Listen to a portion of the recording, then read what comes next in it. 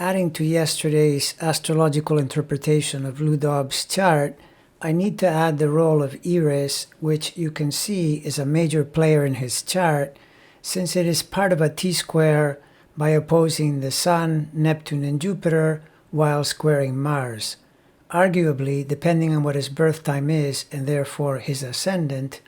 ERIS might even be more important than in Trump's chart, since the Sun is involved.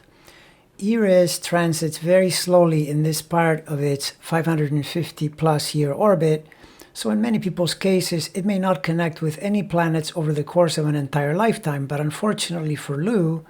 around the summer of 2015, it made its first contact with his Saturn by getting within a degree from squaring it, and it has been doing exactly that since then and will continue to until 2024. If we do the age-related precession correction that is applicable to Dobbs' chart, ERIS will continue to challenge Saturn in this way until 2029. So basically, as Dobbs' career entered the final years, though of course back in 2015 he didn't know that, and perhaps thought through associating to Donald Trump he had found the pot of gold at the end of the rainbow, when in fact, given how it has turned out, he was engaging in career suicide. But in any case, as his last act was beginning, in the real world, Trump was the problem, and in the astrological lineup, ERIS was moving in to extract karmic payback. Lou has not been implicated in sordid affairs with the opposite sex the way Trump has,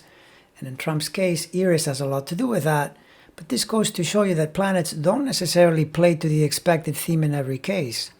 They simply choose some aspect of their often multifaceted rulership connections, and all you need to know about ERIS is that when misplayed, it will bring in disorder or even chaos and destruction. So if you've been cultivating that kind of energy, you shouldn't be surprised when in transit, it doesn't do anything good. It also goes to show that the first level astrology always works at is basic geometry between planetary bodies. Naming planets, creating signs, and discovering the areas they seem to connect to are actually second-level assessments. The first one is always to notice that a transiting planet, any planet, connecting by conjunction, trine, sextile, square, opposition, etc., to some point in the sky where your planets were at birth, is the key to understanding how astrology works. So, using that obvious bit of logic, whatever ERIS rules, or whatever sign you put it in, or for that matter, whatever Saturn rules, and whatever sign it is in,